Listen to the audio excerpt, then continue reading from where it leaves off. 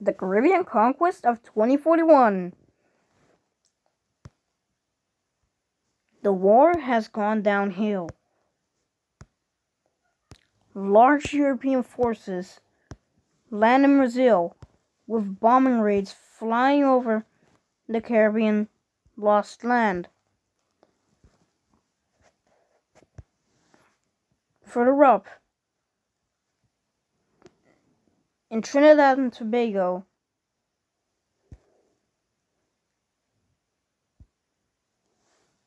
the Caribbeans quickly set foot in Cumana and La Asunción.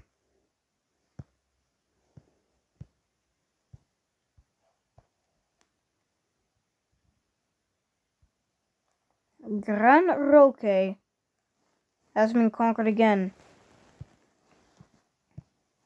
quickly surrounding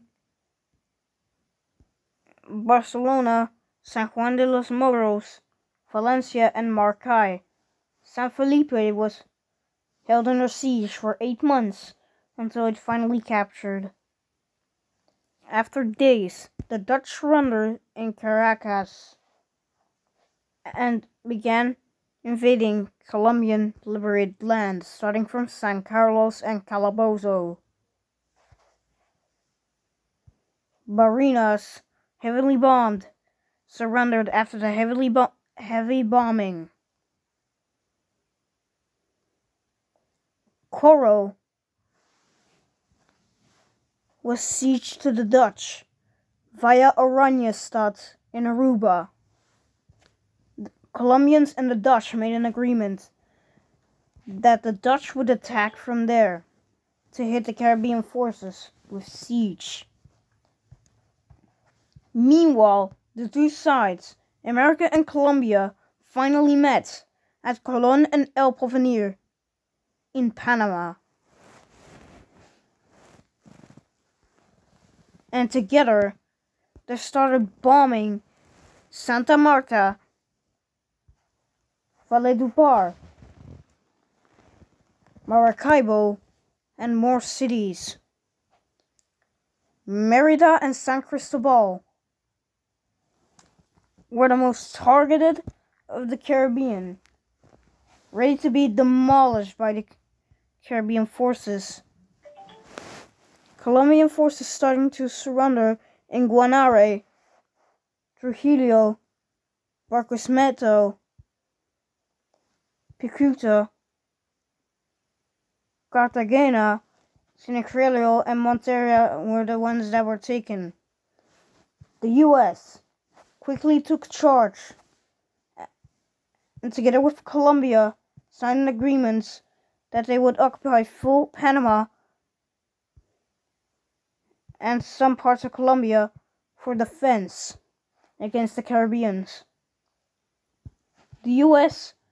liberated most of Colombian land.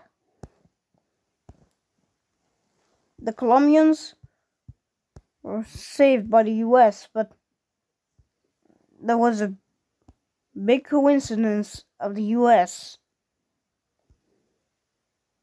But then, another huge offensive, starting from Barquisimeto, invades Coro, retakes all the land of the U.S., threatening the U.S. with bombs. Barranquilla heavily bombed, Rio Terra captured, Santa Marta captured again, Barranquilla surrenders. And moving into U.S. liberated territory of Colombia, all hope was lost for the U.S. and Colombia. David was put under siege together with Limon and San Jose. Liberia and Alajuela, close to Managua, and more were conquered. Many cities of Nicaragua like Nacome, San Miguel, La Paz, La Esperanza, Garcias, Ocotepeque, and even El Salvador was captured. Guatemala City was also captured. Mexican armies made an agreement with the US that they would break free, but then with US occupation. But before that, it was too late. And Mexico was starting to be captured, making it hard for Mexican armies to break free. Mexico City falls under the Caribbean, slowly moving into US territory. Honduras was not yet captured, but mind-boggling US armies were deploying and surrendering all at once. The Caribbeans keep on going into Mexico, but the US made a great offensive and slowed them all down.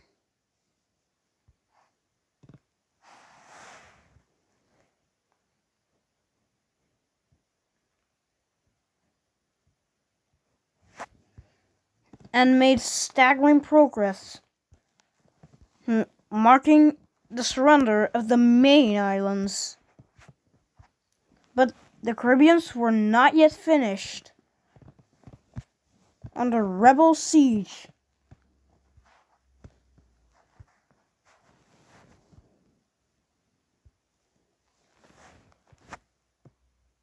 they hit back in a wipeout encirclement tactic, fallout raging on in the US Army, threatening Colombia, the Dutch, and some more. The Caribbeans retake their land, which they already had before the war even started.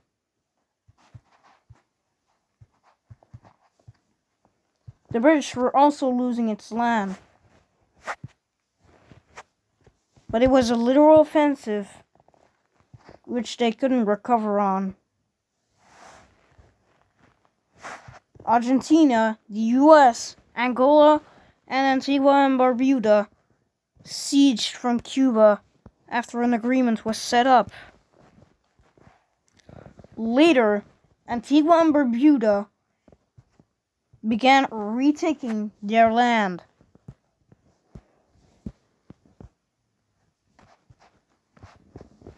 And tried to threaten Basseterre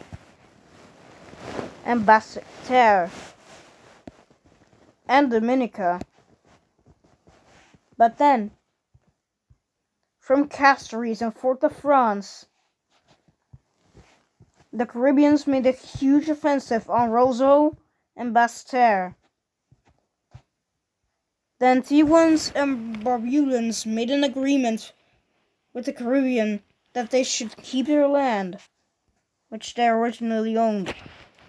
Further on, the British, mind-boggled by seeing what's happening, prepares for troops to invade the Caribbean islands for a near wipeout encirclement tactic, starting in Basseterre and Roseau.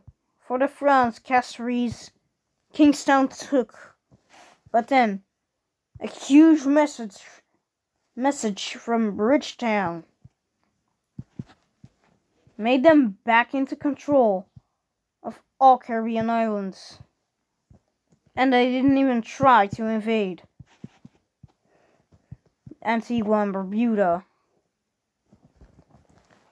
The British and the Caribbeans were now stuck in a stalemate on the border to Haiti. But then, a near betrayal to Antigua and Barbuda. Antigua and Barbuda immediately took action and started invading Basseterre and Puerto Rico for the betrayal.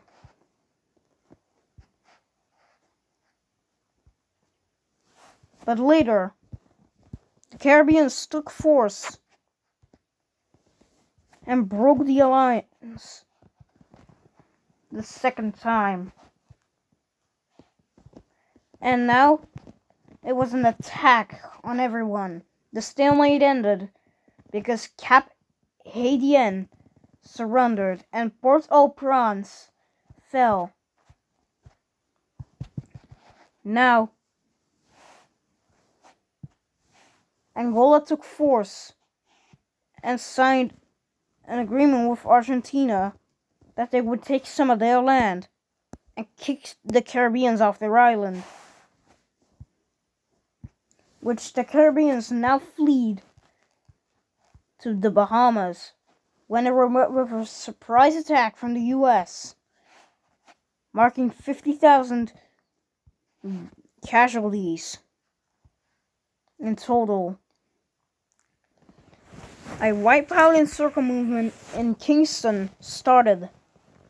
From Spanish Town, many planes bombed Port-au-Prince, Cap Haitien, Santiago, and possibly the whole Haitian Peninsula, while the US started bombing Cap Haitien, Santiago, and La Vega, while the British did Port-au-Prince, Santo Domingo, and San Pedro de Marquois together with the US, and later the landings were made.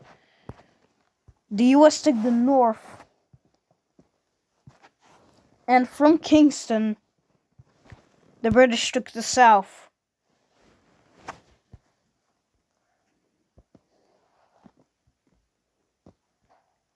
Meanwhile, with an agreement with the US,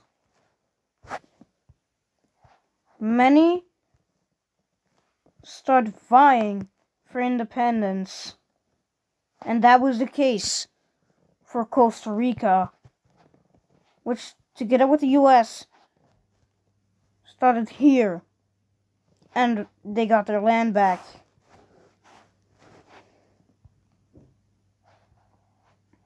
Same goes for Dominica, which fought in Roseau and got their land back.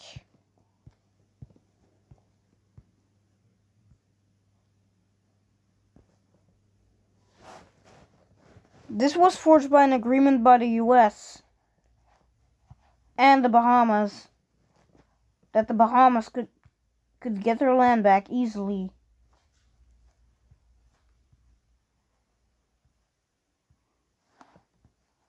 But it turns out the Bahamians didn't even have an army anymore, which then Honduras started vying for independence and made forge of progress.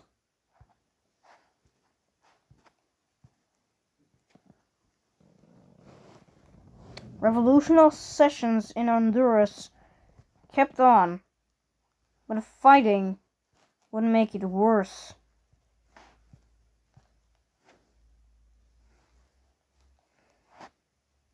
And got their land back. And so did El Salvador.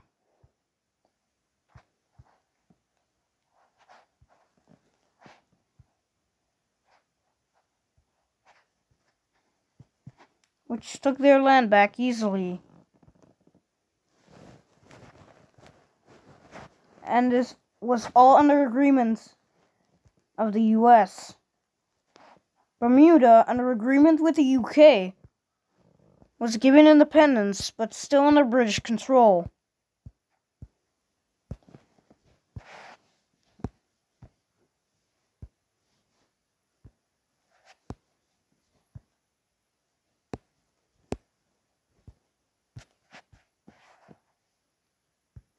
The Portuguese also made a small landing from the Azores to make a military base. And so, Bermuda was back at its feet. Brazil also started interfering in the Cuban crisis of the Caribbean, which made it split up. They made an agreement with Angola and Bahamas, together with the US, so they could claim these lands. And the US was still able to keep Freeport via Key West. Now Brazil only took the south, which was fine for Angola, and so did the Belgians, but then with an agreement from Argentina, and took these lands.